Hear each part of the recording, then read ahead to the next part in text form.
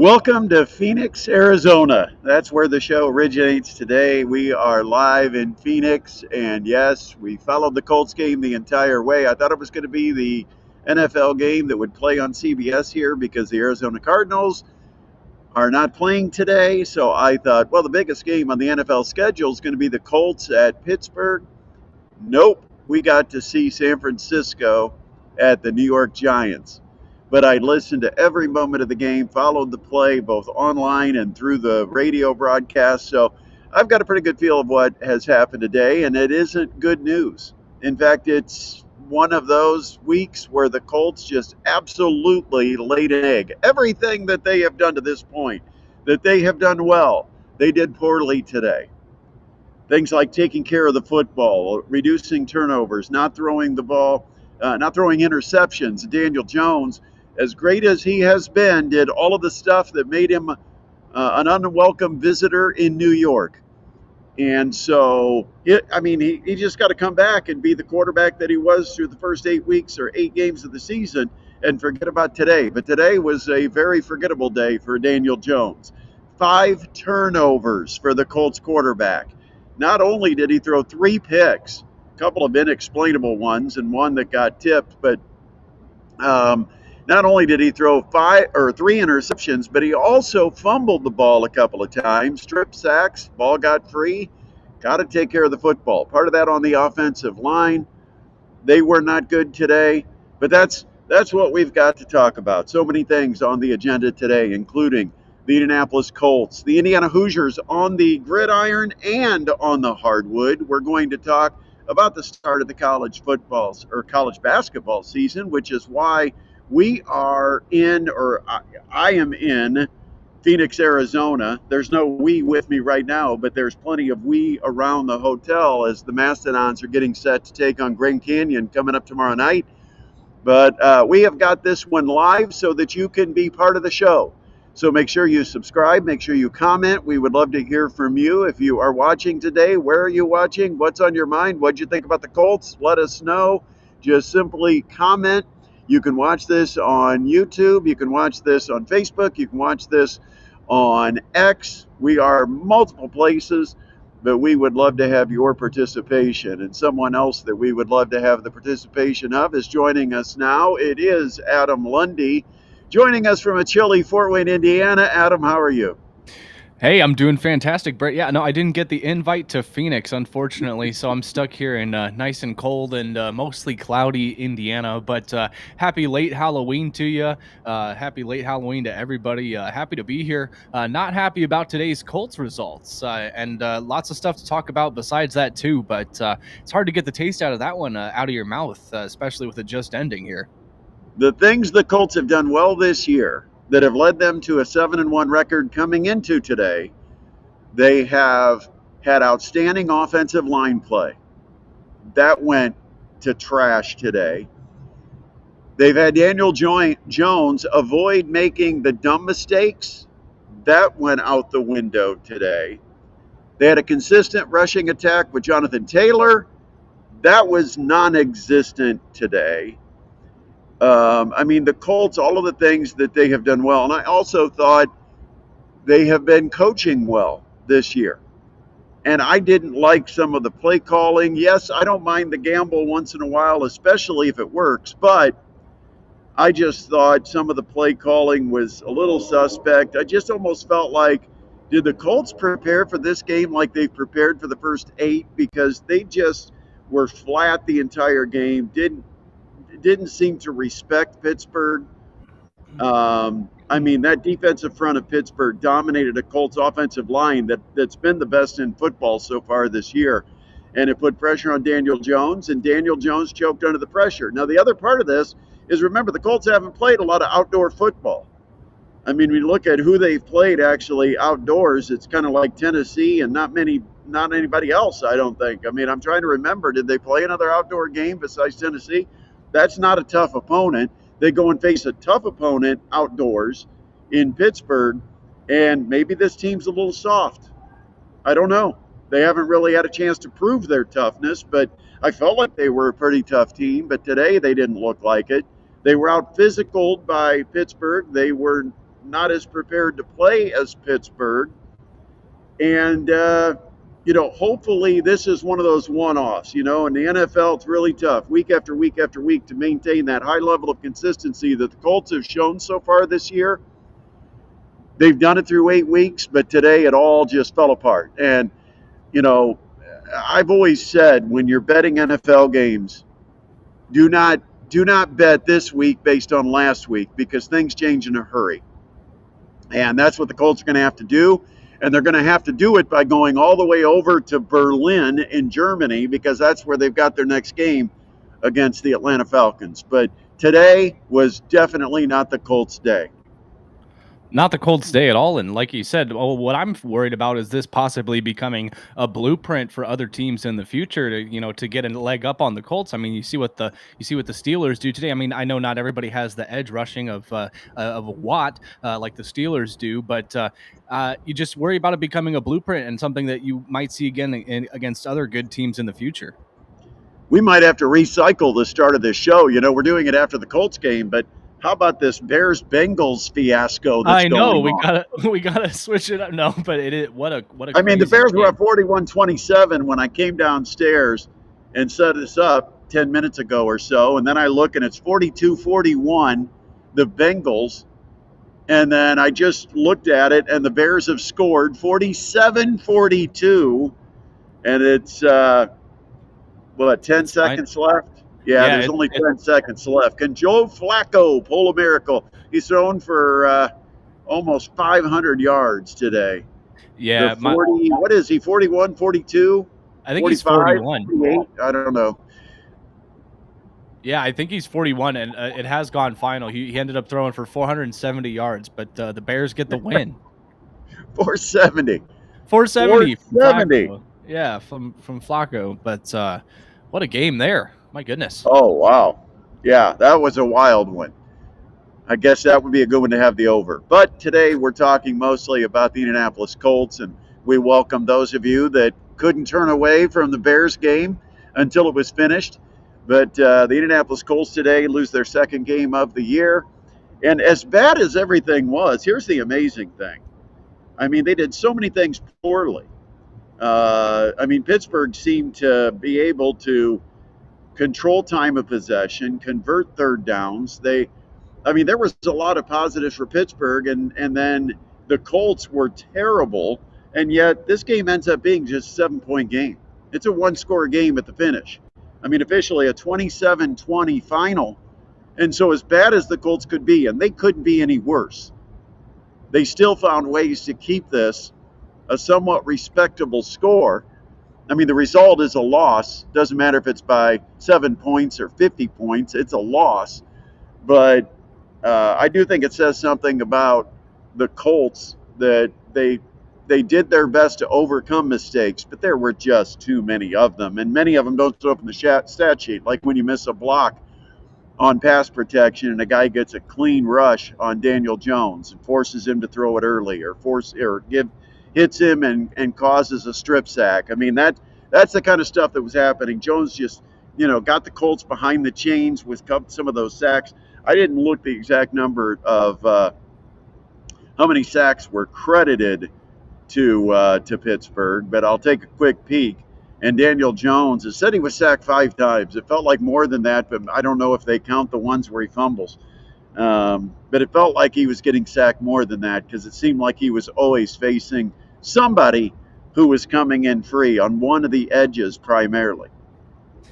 Yeah, it was just too many turnovers. That many turnovers is going to be a backbreaker no matter what. But like you said, to the credit of the Colts, they were able, the defense was able to, hold up a couple stops on some of those turnovers. I'm thinking back to when Josh Downs let the ball touch him, and then the other team was able to scoop it and possession from where the ball was touched. But and then the Colts were able to get a 4th and goal stop there. But there were other times where it just ended up in an Aaron Rodgers touchdown pass to the end zone. So just too many turnovers, and that many is going to do you in. And so too many careless mistakes. By the way, there's somebody who's going to be a technical person that's going to wonder, why did you pick that angle where it's real bright, nice and sunny behind you, and then we look at you and you're a silhouette? Because that's what I feel like. Well, number one, it does make me look like I've got a very handsome tan. Nice tan out there in Phoenix. Yeah, Yeah. it looks like I've got this great Arizona tan, which I don't. But it's a little bit of an illusion. But the other part of it is there is nowhere that I've got around this hotel where I can go, and I didn't bring a light on the road trip. Maybe that's something I'll have to learn. But yeah, so there was no better option. And I thought at least you get to look at a pretty background. If you don't like my silhouette and the dark face without the lighting, then at least you've got a pretty background here in downtown Phoenix to look at. Weather update, I think it's 87 degrees right now in Phoenix. Clear skies, low humidity. There literally is not a cloud. I think, well, you can see that. See back there? Yeah. No, that's 100% blue. That's what the sky looks like all the way across. Beautiful day out here in Phoenix, Arizona. It is NASCAR weekend out here also. Yeah. Yeah. They're celebrating the championship of NASCAR. It's funny, I've got a roommate, and the roommate and I were trying to talk NASCAR. Neither one of us follows it because Napa has a big, I don't know if this is their base hotel where we're at, but they had a huge breakfast this morning where they had all types of people coming in for breakfast. And I didn't even know that NASCAR was here. And so I told my roommate, I said, Napa must be having a convention in Phoenix. They had some kind of big breakfast going on. He goes, no, Napa is part of NASCAR, and this is NASCAR championship weekend. And to tell you how much I follow NASCAR, I said, wait a minute, the championship's in Homestead, Florida. That's outside of Miami. He said, no, I think they changed that 2 or 3 years ago. So I'm not going to try to talk NASCAR today. I'm not either. Rule number one, don't talk about what you don't know.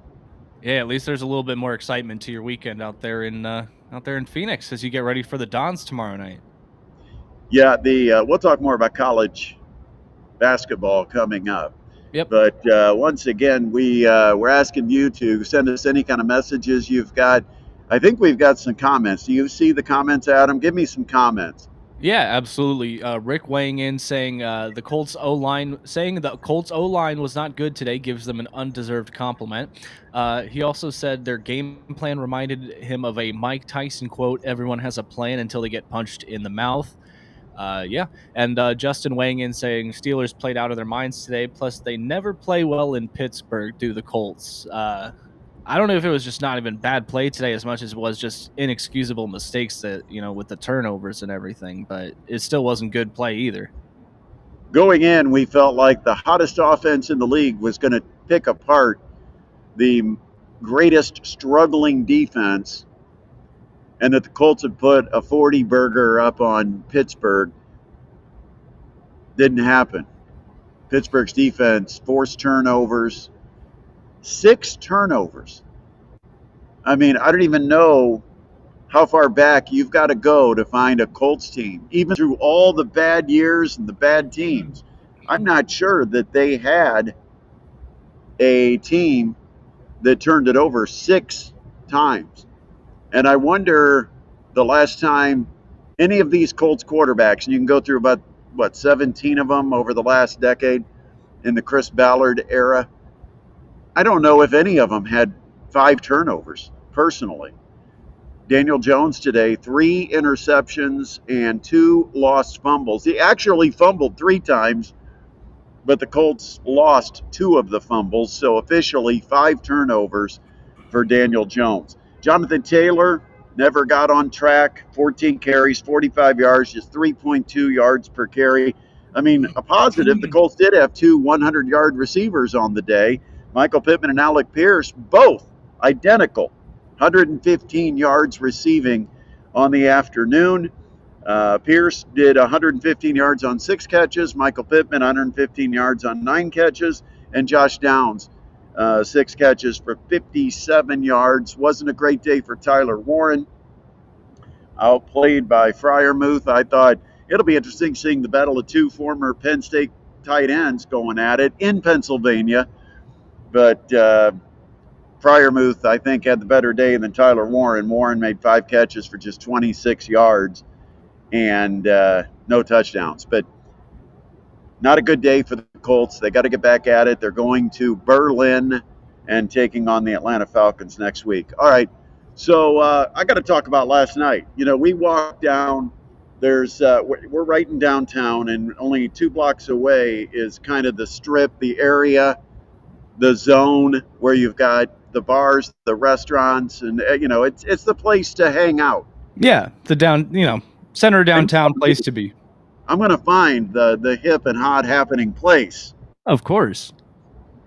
So we went down to the strip, or whatever you would call it, and had dinner last night.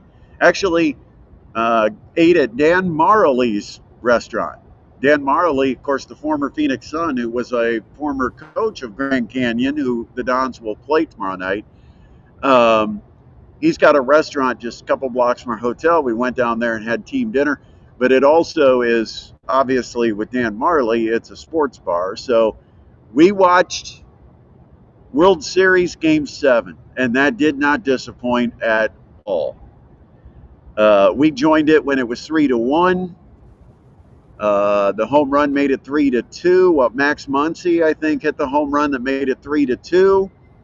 And at that point, then, we were done with dinner, and we're like, well, we got to stick this out now. We can't be walking back to the hotel when it gets to the 9th inning.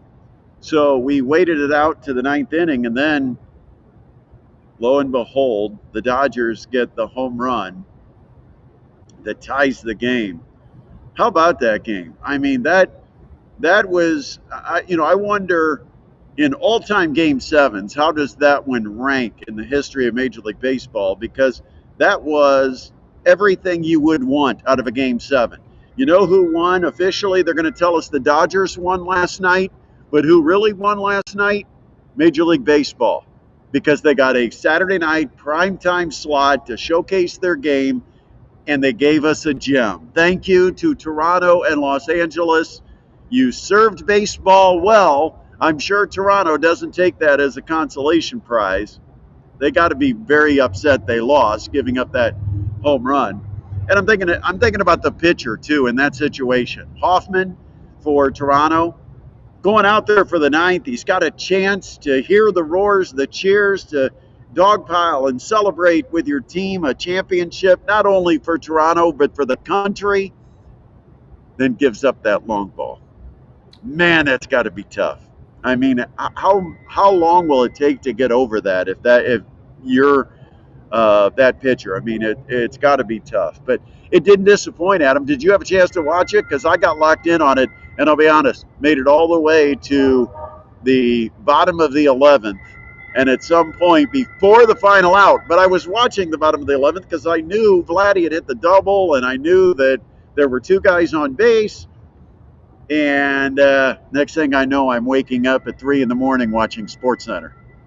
Yeah, I was able to make it through, and just what a game, and not only that, what an overall series. I mean, you take in an extra inning game 7 with that, and then you also had that crazy 18-inning game earlier in the series. So just what an absolute full boxing match of a series between these two teams, and you get the Canadians to the north involved in it. So it was dramatic there, and it's just fun. I had a lot of fun watching this entire World Series, and like you said, good for the game of baseball, except for everybody who's unhappy that the Dodgers won again and spent all that money to win. Yes, they do spend a lot of money. But they get good players. You can only have one pitcher on the mound at a time. I thought Dave Roberts was kind of an unsung MVP. I mean, was it Pages, the guy they put into center field as a defensive replacement, saves the game, right? Yeah. Put him in as a defensive replacement, and like 1 out later, he's running to the gap, going over the top of his left fielder to make a great catch and save the game. I thought, he shuffled the lineup a couple of times and moved some guys around, and I just thought, even though they've got all the best talent, and you've got a lot of great toys to play with if you're Dave Roberts. But I thought he did a nice job running the show and pulling the right strings, and got to give him some credit as well. But I know it's frustrating to see a team that goes out and buys it, but you know what? That alone is not going to get you a World Series championship. Certainly, it helps having the best players and a lot of the best players in the game and paying them well. But there's been plenty of teams in recent years that have gone the high payroll route. Padres, Yeah. Mets, Yankees. I mean, Yeah. it doesn't guarantee that you're going to be on that level. It takes more than just paying the having the highest payroll and going out and trying to aggressively pursue the best players. It's all got to come together in the clubhouse. Guys have to assume roles that maybe they haven't had in their career before. It all worked out. So, but what a game for baseball last night. I mean, the drama involved. I mean, in the bottom of the ninth, where you've got, the hot shot to second base, and he kind of stumbles and then gets a throw to home. The catcher pulled his foot off, but slid it back just in time. I mean, everything seemed to be drama. They wrote a great script, and they played it out perfectly. It really was. I mean, if baseball wanted to write a script, they probably could not have written one that would have covered as many bases like that. That could have covered as many bases as their script last night for the World Series Game 7. A lot of fun, a lot of expectations to live up to now, because that was quite a World Series. My goodness. This just in: IU football doesn't just beat you; they obliterate you. Yeah, I mean, it was like I was watching it with somebody yesterday, and I basically, when Maryland, got that interception and they got their field goal, I was like, that's great. It's probably going to end up being like 40-10 or something like that. No, it got worse than that. Yep, it got worse. And the thing is, Indiana's a machine under Curt Cignetti. They. Okay. I think we heard that. Yeah, I think one of the NASCAR's cars just drove down our street. My goodness. Maybe they're doing a victory lap in downtown Phoenix. Oh, wow. I don't know. I don't know what happened with the race, but let me tell you something. That was one loud car that just went right past our hotel. My goodness. Yeah, it must have been. What were we talking about? No. The joy of live YouTube. But Curt Cignetti's got this team so fundamentally sound and disciplined. They just are a machine. They just go about their business. They don't pay attention to the score. They don't get caught up in adversity. Maryland comes out, goes down the field, gets the field goal, and it's like, no problem. We're still in good shape. And they, even when the second unit comes in, they continue to do the same things as the first unit. It almost appears to be no drop off. That, again, they don't beat you. They obliterate you. They dominate you. And people could say, oh, they run up the score. They're not doing anything to run up the score. They're just playing their game, and you've got to stop them at doing it. I mean, it's quite simple. He's not doing anything different. He's not throwing it every down, trying to get quick points. No, he just, this is what we do, and you've got to find a way to stop it. And they can't. Obviously, I mean, they just blow team after team right out of the stadium. Big win, 55-10 IU. Yeah, and I mean, they literally brought in their backup unit. I don't know what else you want him to do. I mean, should he have brought in his backup unit earlier or something? And I mean, they played the whole fourth quarter. Yeah, and I mean, even in when to dominate. And then that's what I'm saying. Is the backup unit not supposed to take advantage of their playing time on the field and play to the best of their ability? I mean, it doesn't make sense. These guys are out there trying to be the best football players they can be. So definitely not running up the score. Just like you said, just another domination by a buzzsaw of a football team that's still trying to get to that number one spot in the nation behind those Buckeyes. Fernando. And we have to call the quarterbacks for Indiana by their first name, or we won't know which one we're talking about. Yeah. Fernando was 14 of 21 for 201 yards, and Alberto was 2 for 2 for 20 yards. So, Mendoza through 3 quarters only threw 21 passes. It wasn't like, he was torching him in the air. But the thing was, Indiana could not be stopped on the ground. Their offensive line, their running backs, they ended up with 7 guys that had carries. Now, 2 of them were quarterbacks, but that still means you've got 5 running backs with carries in this game. Kalen Black had 14 carries for 110 yards. Roman Hemby added 88. So the 2 starting running backs who kind of alternate, they finished with 198 yards on the ground, couple of touchdowns. Kobe Martin had 11 carries for 80 yards. You had Solomon Van Horst. I have no idea who he is. I don't remember seeing him in a game, but a couple of carries for 14 yards. So it was all IU, 55-10 over Maryland. I don't know what Indiana has to do to prove that they're the best team in the country. I mean, Ohio State is winning games by a margin you would consider to be kind of a normal margin. Like when Vegas says it's 21 or 25-point spread, that's about what Ohio State wins by, right?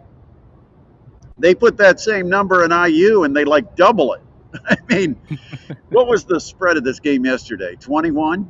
What was the spread of it? Do we know? I have no idea. I'll look it up. Let me just look, because I mean, I think IU covers the spread virtually every week. Yesterday, the spread was 21.5. Yep. And Indiana wins by 45. I mean, and they do it regularly. I mean, they did that against UCLA. The spread against the Bruins last week was 27.5, and they won by 50. Pretty much doubled the spread in that game. And since I brought it up, let me just look at Ohio State. Let me just see what their spread was yesterday in that game that Ohio State won against Penn State. Now, Penn State, obviously, losing their coach, losing their quarterback. That's a team that's just uninspired right now, right? Right. I mean, they were, they had it at 17-14 at halftime. They were looking a little bit like they had a life, but then obviously outscored 17.5 point spread. 17.5. They won by 24. Taking care of business, doing what they're supposed to do. Yeah. But, of course, the pollsters, with the defending national champion, undefeated, winning games fairly easily, you're going to have to beat them head-to-head if you're going to surpass them in the rankings. So, rankings come out today. Indiana's still number 2. I mean, Indiana will do it again to Wisconsin. Mm-hmm. Let's see. They got Penn State next. And I don't know. I think the pride is gone. That's about all Penn State has to play for is pride, but I think they've lost that. So going into Penn State, I don't think that will matter for Indiana. They're such a disciplined, focused team that it doesn't seem like road trips bother them. They weren't flustered at Oregon, and that might be one of the best environments. One of the other best environments in football is probably at Penn State. But I think even the fans have kind of given up on this year. So I don't think they'll see a normal Penn State crowd. And Indiana will have on tap, they've got Penn State, Wisconsin, and Purdue still left. It's a team that's going to be 12-0. Right? I mean, I think the biggest threat that they had, and it's laughable at this point, but I think the biggest threat they had on their schedule might have been Maryland more so than Penn State. But I mean, there's still plenty of talent around Penn State, but that's a team that just is playing without any real motivation. They don't care about going to the Music City Bowl, right? They were playing for a national championship, and all of that got ripped apart, and then they lost their coach. There is nothing they are playing for. All those kids are playing for is to try to get a good deal on the NIL package that's offered by someone else when they're in the portal when the season ends. That's it. Yeah, just like I said, it's definitely not the challenge that it was at the start of the season for the Hoosiers. And I think, like you said, it's unless they don't handle business, which I have never seen under Kurt Signetti yet. So, looking like it could be an undefeated Hoosiers football season. Going back to your comments about how it was just a dominant run game. There was a good post game comment I saw from Fernando Mendoza. He said, "Quote: You want to focus on our passing game? Okay, we'll run 360 some yards down your throat." So I thought that was a great quote from Mendoza. Just and that's also good. He's not trying to just get his stats. He's perfectly willing to pass it off to a hot running game. He is the perfect locker room leader as a quarterback because, by all accounts, studies his butt off.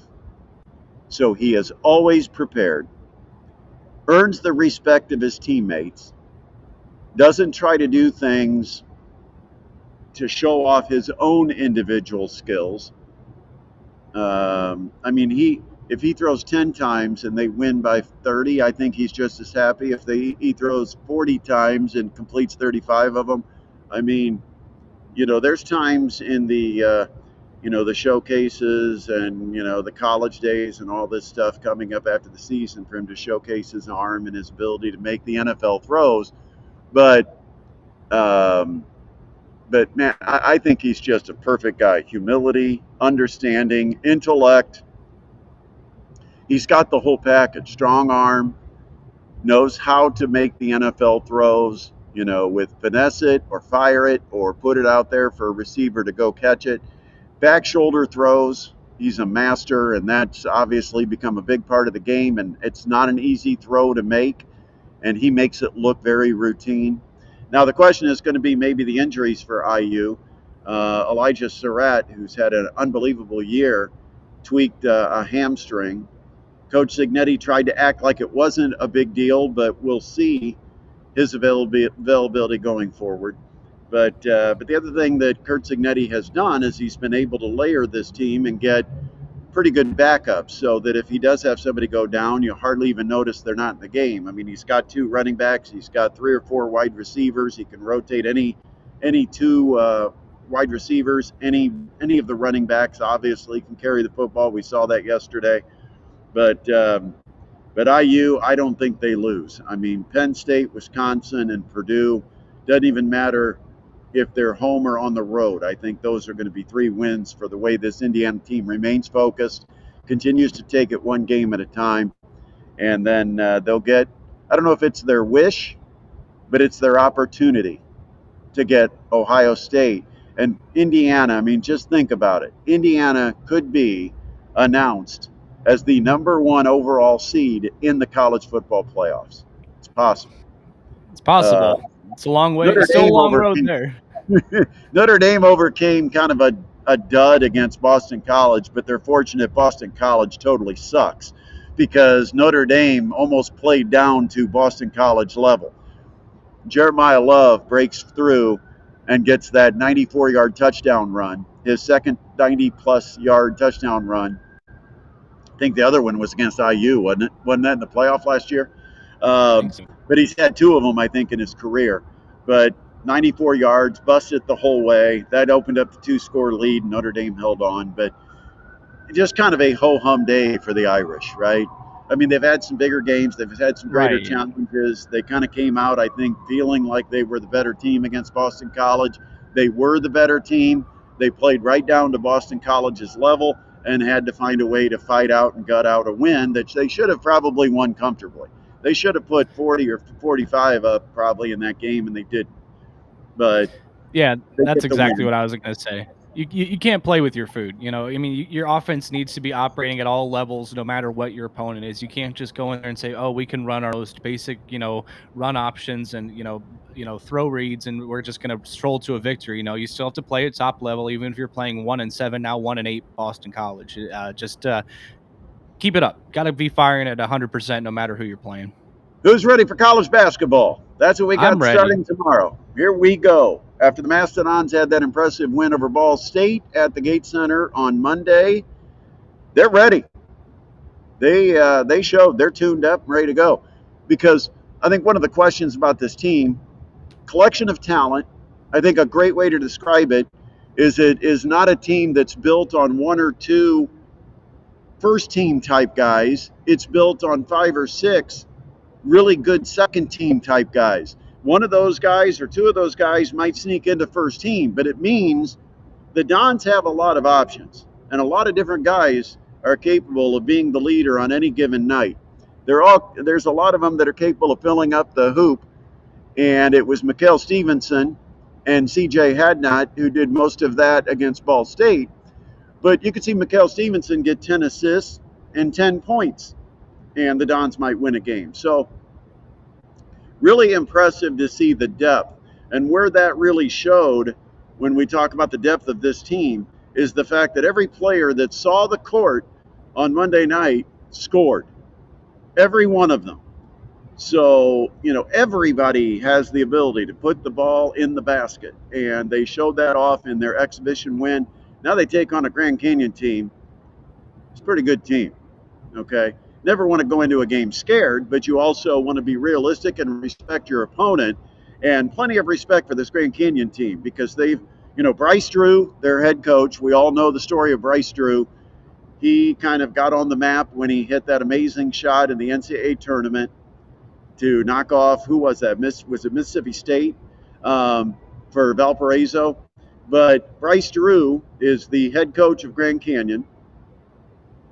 And so there's some Indiana ties there with Bryce Drew. But he has assembled a roster. He's brought in like four transfers that have all played at high levels.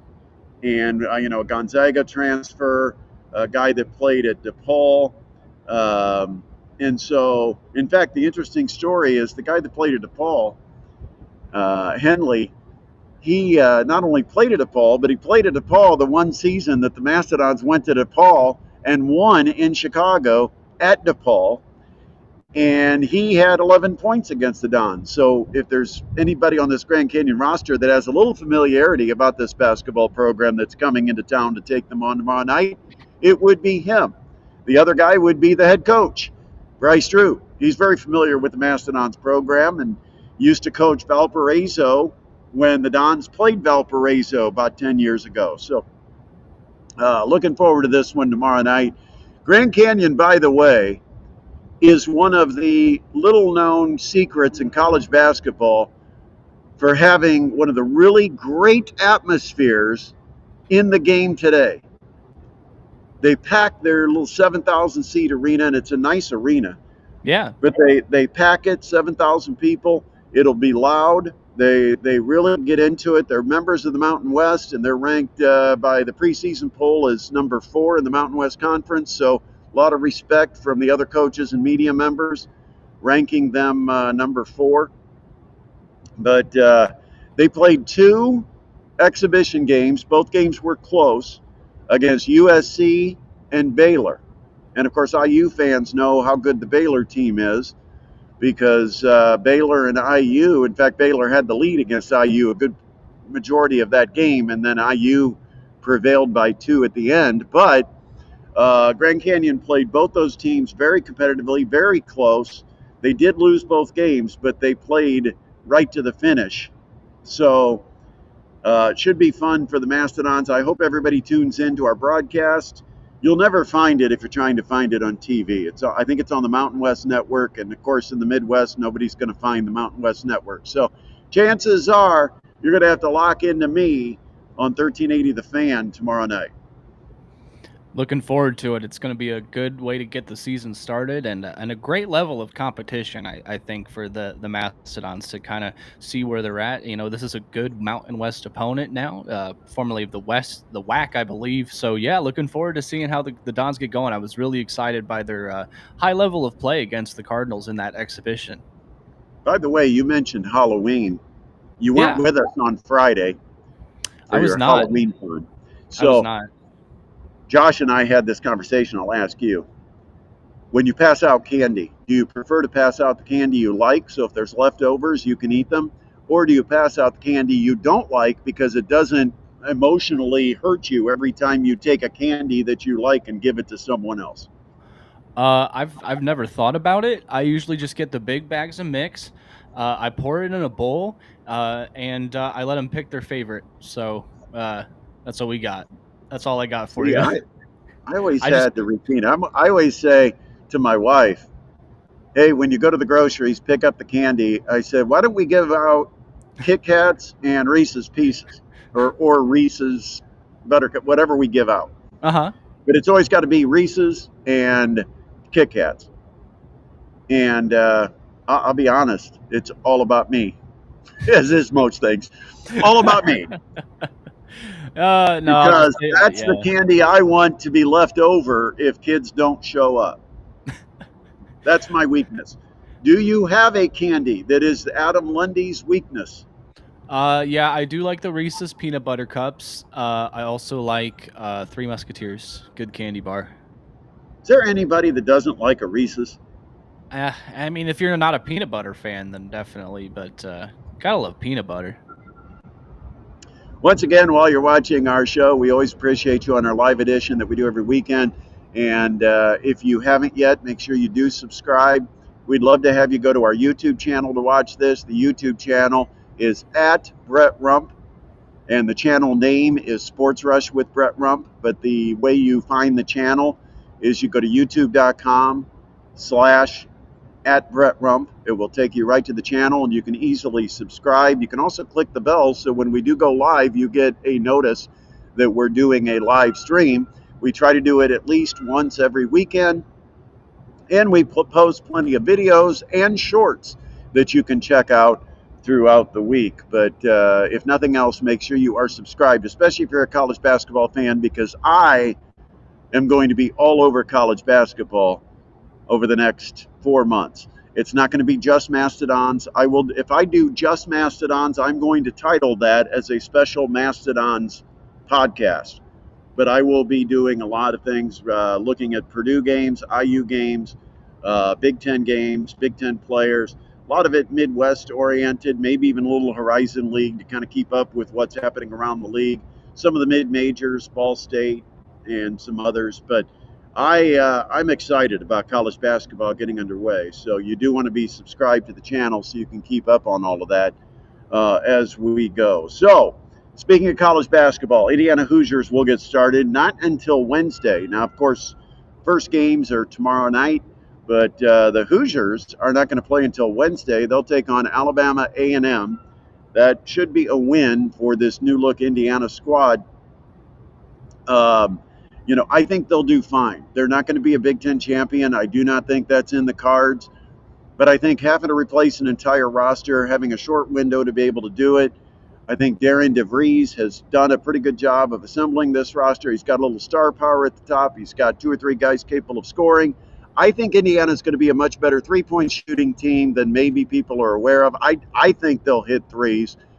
They didn't necessarily scorch the nets in their exhibition, but I do think they're going to be a better three-point shooting team just because of the ball movement, the way they set up the shot. And I think they've got guys that can hit it consistently, multiple guys.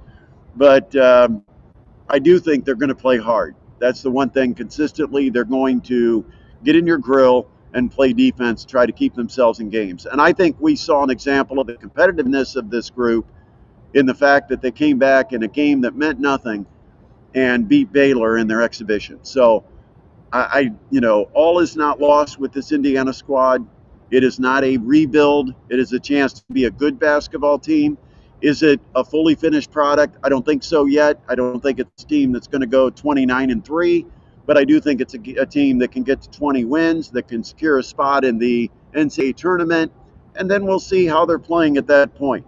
The goal is kind of to get this group assembled, get the chemistry, get them all on the same page, and play your best basketball in March. And I think they've got enough talent that they could be a threat.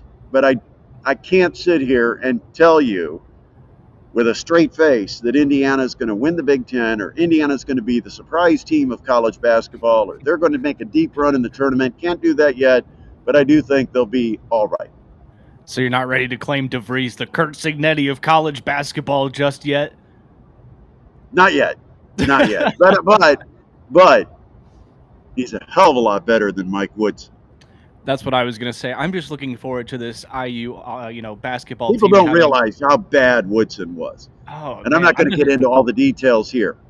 but just having a system, just having a system, an offensive scheme. It's something more than just hero ball and hey, try to get a rebound. It was bad.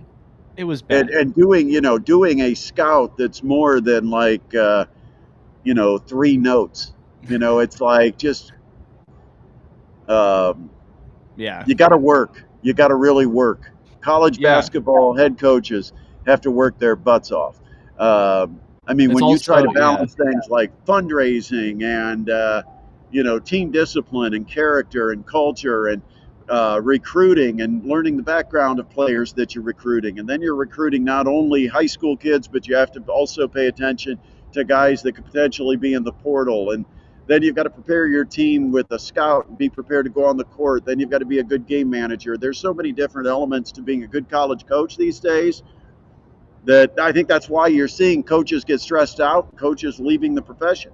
Because I didn't even mention in all of that NIL, which adds an entire new part to the responsibility of a head coach, trying to manage NIL and make sure that you budget it correctly and you don't drain the entire NIL account so there's nothing left for next year. I mean, it's a never-ending process. It's a difficult process. College coaches have a totally different job today than they did even 5 years ago, and so you give credit to those that do it well, and sometimes you got to call out the guys that just don't because they just don't want to put the effort in. And Mike Woodson, one of those guys, had a lot of weaknesses. I mean, a great name and a great tradition and history at Indiana, but not a college basketball coach. I mean, he probably lasted a year longer than he really should have because it was evident. It was evident probably after 1 year that Mike Woodson was not the right guy, and so I think that the Hoosiers have a huge upgrade, and that's going Yeah. to pay dividends. How much it will pay in the first year when you have to replace an entire roster, we'll see. That's a difficult challenge. But because at that point you've got to take guys that are willing to come, and you can't say, well, I need to plug in a really good point guard. I'm going to take my NIL money and I'm going to go out and find the best point guard in the portal and I'm going to go after him hard. They couldn't do that. What they had to do was they had to recruit all positions, all players, try to get the best talent available. And then when you collect them and they show up on campus, you say, okay, raise your hand if you're a guard. Raise your hand if you're a forward. Do you play center? Anybody here? Raise your hand. That's pretty much what Indiana had to do. I mean, it was not one of those things where you say, we're going to need a really good upgraded point guard and we need another shooter, which most teams, that's what they're doing, right? They've got it Yeah. pegged so they can put all their resources into finding that player. Indiana couldn't do that. They couldn't put all their resources into finding a very specific player. So I give him credit for the roster he's assembled because I think it's a pretty respectable roster, but I just don't think it's at a point where it's going to go out and compete for a championship. That's just the way I feel. Now, the team that I do think can compete for a championship and should compete for the championship is the Purdue Boilermakers. I think they've got a complete roster. I'm completely flustered by what happened against Kentucky. Did Matt Painter tank that game? Did he want to lose a game that was meaningless? To send a message to a team that maybe he wanted to be humbled. Hey, I'm no psychologist, but it wouldn't be the dumbest thing in the world to actually toss that game, to rotate guys, to play everybody equal minutes, to do things that is probably going to risk taking a loss, but a loss for a team that is getting all this praise, that the expectations are undefeated season, national champion. No one can beat this roster that Matt Painter's got. They've got the returnees, they've got the new transfers coming in, they've got everything. Wouldn't have been the dumbest thing in the world to toss that game and lose it because now you've got the ear in the locker room. Now the guys are going to be focused and play a little harder. And when the season starts, you might get a little bit better than what you would have been if you'd have gone out and just crushed Kentucky. And everybody and all the guys on the team would think, yeah, we're just as good as everybody says we are. Well, I agree that he definitely, I think that he was willing to try different lineups and potentially, lose the game as a result of that. Do I think that's tossing it necessarily? No, but I think he was probably less concerned with the results. Do you have a bug or something over there? What's Oh, going we've on? got flies and stuff, man. It's like you come out here where it's 88 degrees and you got bug problems. They don't I frost off at the end of the fall wasn't season. thinking Yeah. about the bugs that are flying around here bothering me. They're getting on my laptop and then they're flying around, landing on my legs. Um, But yeah. but anyway, Purdue opens up their season against Evansville, and that will be at Mackey Arena coming up Tuesday night, which Yes. means Monday the stage is set for just one of your favorite basketball teams, Purdue Fort Wayne against Grand Canyon. Game starts 9 o'clock Fort Wayne time, 7 o'clock out here. By the way, did you enjoy your extra hour of sleep last night? Because I didn't get it. I did. Yeah. You remember you were telling me that you don't get one because they don't do the. The only state, Adam, we Yeah. could have gone anywhere in the country and we'd have gotten an extra hour of sleep. Anywhere. And we'd Yep. have had an extra hour of sleep. No, we end up in Arizona where they don't change their clocks. So we go to bed and wake up still the same clock, same time. We don't know what it is, but no. Anyway, so here we are in Arizona, um, and uh, and we are sleep deprived compared to the rest of America. Going But loopy over there. trying to see if I can snag Coach Kaufman's walking around down here. Hey, Coach, come on over. He could come over and jump in on the. He's not gonna share his time with us today. He probably can't see this far. He's getting old. If you want to hear his thoughts, you'll have to tune into a pregame tomorrow. Pregame show tomorrow. Yeah. Yeah. Yeah, he's on a mission right now. He's walking around, headed into the building. But he's got something to do. Get away from you now. Yeah, I know. We spent enough time together. But he kept me off the scooters last night. Anybody that has followed basketball knows the scooter story by now. If you know, you know. High school football. Got to end with high school football, man. Yeah, I've been able to catch up on most of the scores from Friday night, so I have a good idea of who moved on. Dwenger was impressive, and East Noble almost got upset by Southside. Yeah, that was a lot closer of a game than I thought it was going to be. Does that tell us what to expect next week when East Noble has to come to Shields Field to take on Bishop Dwenger? Yeah. That's going to be a heck of a game. Also, we get the rematch in 6A. Northrop is heading to Carroll to take on the Chargers. That's going to be our 1380 The Fan game of the week. Awesome. Why? Because John Nolan has like 5 hours free on Friday night, so he can sit through another marathon football game between Northrop and Carroll. All right. No, seriously, those are two electric offenses, and it should be a lot of fun watching that one. Northrop somehow got the doink to go in the uprights and win the game in overtime. Did you see the extra point? Yeah, doinked off the right upright and went in. Yeah, and that was the winning point in overtime for the Northrop Bruins over Snyder, who gave it a heck of an effort. But great football game there in the semifinal, and so we saw a game that was competitive for a while because Homestead came out to that 10-0 lead against Hamilton Southeastern, and we thought, let's go, boys, the 2-6-0.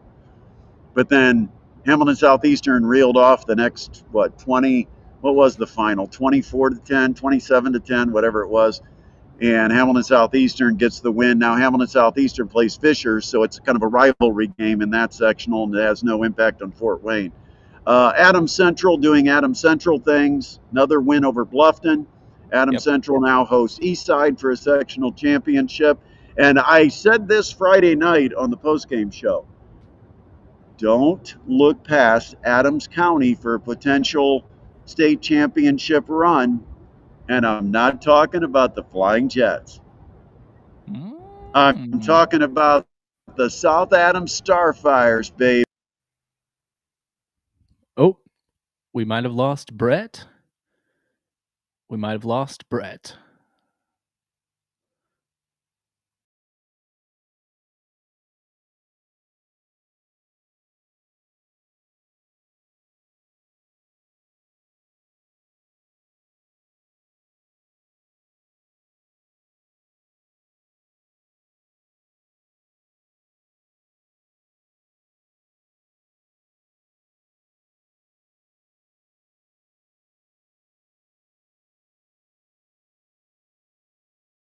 But okay, so let me. I think Adam has returned to the vicinity. There we go. Hey, we're back. And no, I was just saying, South Adams. Don't look past the Starfires. Adams County could be celebrating two teams making a run to Lucas Oil Stadium. Adams Central, we've talked about pretty much all year. We've talked about them for 4 years now, and their state championship runs down to Lucas Oil Stadium. But South Adams with 1A and not having Adams Central as a hurdle or a block, and South Adams right now getting the quarterback play that they're getting out of Titus Lehman, I truly think South Adams cannot be overlooked. They're going to go as far as that defense takes them because I think they're going to score points against almost everybody in 1A. So I think they've got a chance, and we'll see. Grant Mosier, heck of a coach, got a great coaching staff down there in South Adams. So I'm watching them. We've got a lot of traffic making a lot of noise. I think they're starting to celebrate whatever happened with NASCAR today. So I'm going to have to kind of wrap it up. Any final thoughts, Adam? Yeah, before we go real quick, Rick Longsworth, one more comment. He wanted to say he's looking forward to Maria Marcassano and the women's basketball team getting underway tomorrow at West Virginia. Yeah, good luck to the women team as well. Yeah, we don't talk a lot of women's basketball here. Probably do more of that on like when we talk on the Mastodons and do the special. But Maria Marcassano has had to kind of rebuild almost a Darian DeVries type of situation. Just a couple of holdovers from last year's team, and brings in a lot of transfers. But what she's high on is this group of freshmen that have shown up on campus because they are really balling out. And freshmen will be freshmen at the beginning of the season. But as you get to February and March, you're hoping that now those freshmen have become sophomores. Not officially, but they've played enough basketball that they start to play as if they're no longer freshmen. And so it'll be fun to watch what Maria Marcassano does with this group. And it gets started. She's put together one heck of a difficult schedule here to start the season. She's got West Virginia. She's got Xavier. She's got Purdue. That's just the first three games. So, great scheduling. There you go. Oh, you're kind of bouncing in and out on me. Oh, all right. Well, I may be losing my signal too, dealing with some inconsistent Wi-Fi here at the hotel. So we'll go ahead and wrap it up. Thanks, Rick. And make sure before you do leave us that you do subscribe to us. We want to make sure you are a subscriber to this channel. And simply you can do that by going to the YouTube page, youtube.com/@BrettRump, and clicking on that subscribe button. And if you want to know when we are going live, which we try to do once a week, that's really simple too. You just click the bell and you'll get alerts when we post new content or have a new live stream broadcast. All right, that'll be it for this beautiful Sunday in Phoenix. I'm glad you all joined us for our special edition live broadcast of the Sports Rush. Stay with us. We hope to have you on the radio tomorrow night when the Mastodons take on Grand Canyon here in Phoenix, starting at 9 o'clock. The pregame show starts at 8:45 on 1380 The Fan and 100.9 FM, streaming worldwide at 1380thefan.com or on the 1380 The Fan app. So it doesn't matter where you're watching this, you can access our radio broadcast. Once again, 1380thefan.com, and we will have the broadcast of the Purdue Fort Wayne Mastodons and the Grand Canyon Lopes as the college basketball season gets underway tomorrow night.